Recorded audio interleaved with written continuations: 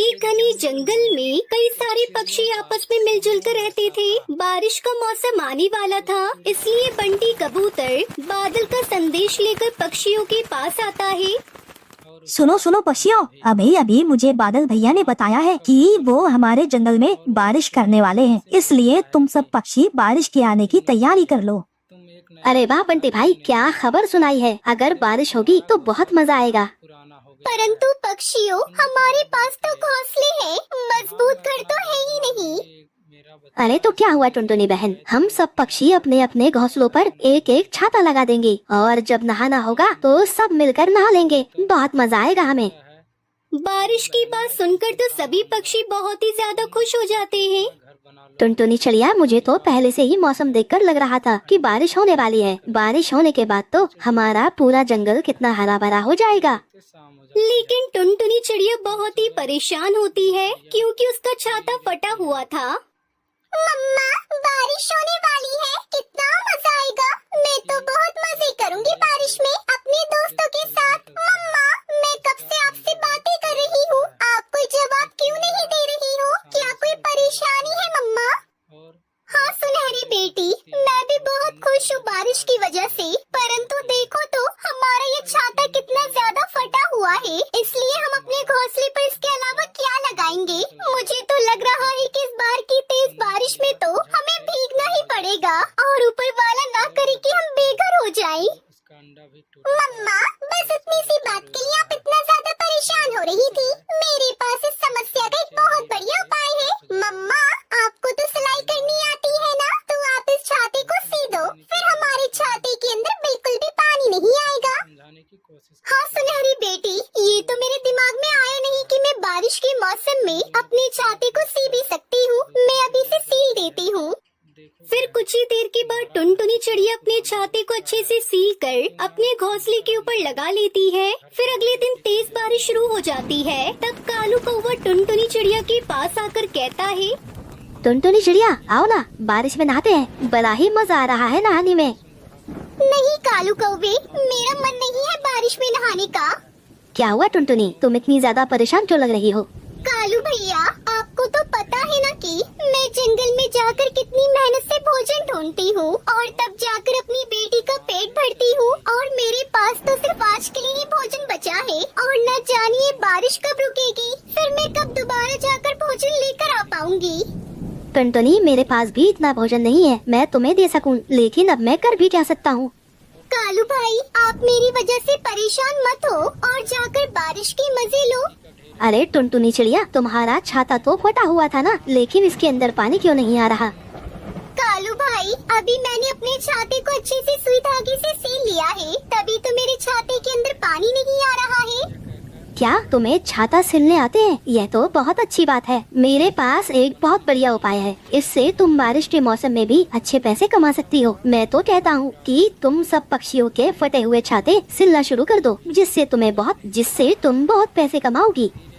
अरे हाँ कालू भैया, ये तो बहुत बढ़िया उपाय है। अगर मैं बारिश के मौसम में छाते सिलूंगी तो मैं बारिश के मौसम में भी अच्छे पैसे कमा सकती हूँ।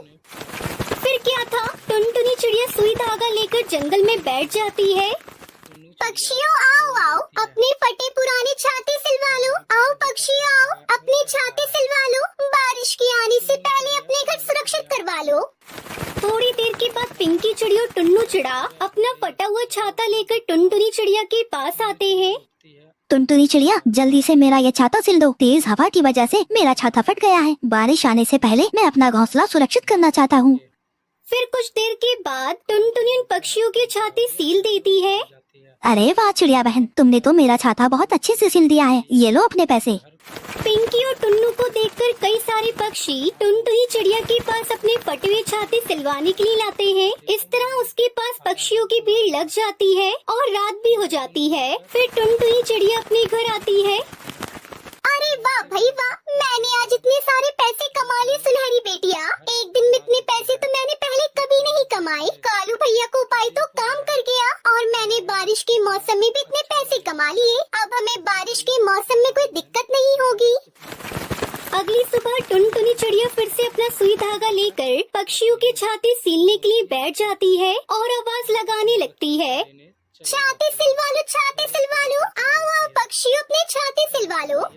टुनटुनी चिड़िया की आवाज लगाने पर भी आज तो कोई भी पक्षी छाता सिलवाने के लिए नहीं आता और टुनटुनी चिड़िया बारिश में भीगती रहती है। मैं इतनी तेज बारिश में कब से बैठी हूँ, परंतु आज तो कोई भी पक्षी छाता सिलवाने के लिए नहीं आया मेरे पास।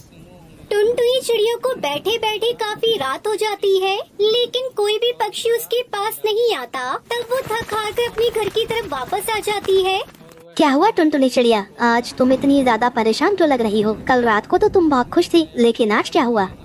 कल तो जंगल के सभी पक्षी मेरे पास अपने फटे हुए छाते सिलवाने के लिए लाए थे, लेकिन आज तो कोई भी पक्षी मेरे पास छाता सिलवाने के लिए नहीं आया और मेरे पास तो सिर्फ आज के लिए भोजन बचा है और ये बारिश पे रुकने का नाम नहीं ले रही। अब आगे क्या होगा कुछ भी समझ में नहीं आ रहा मेरे।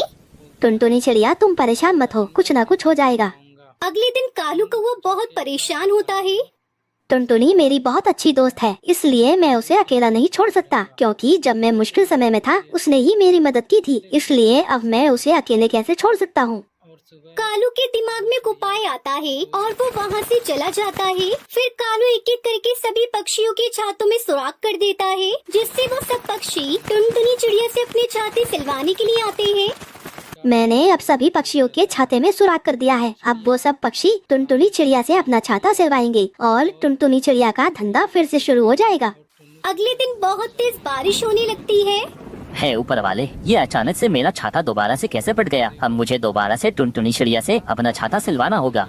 फिर सभी पक्षी टुनटुनी चिड़िया के पास अपने अपने छाते सिलवाने के लिए आते हैं। फिर टुनटुनी चिड़िया के पास पक्षियों की भीड़ जमा हो जाती है। पक्षियों, मुझे तो बहुत हैरानी है कि आप सबके छाते एक साथ कैसे फट गए। टुनटुनी चिड़िया, मुझे तो लगता है कि कल रात काफी तेज हवा चल रही होगी, इसलिए तो सभी पक्षियों के छाते एक साथ फट गए। फिर कुछ ही देर में टुनटुनी चिड़िया सभी पक्षियों के फटे हुए छाते सील देती है और वो पैसे कमाकर अपने घर आ जाती है। इस तरह वो अपनी बेटी के साथ बारिश में छाते वाले घर में खुशी खुशी रहने लगती है।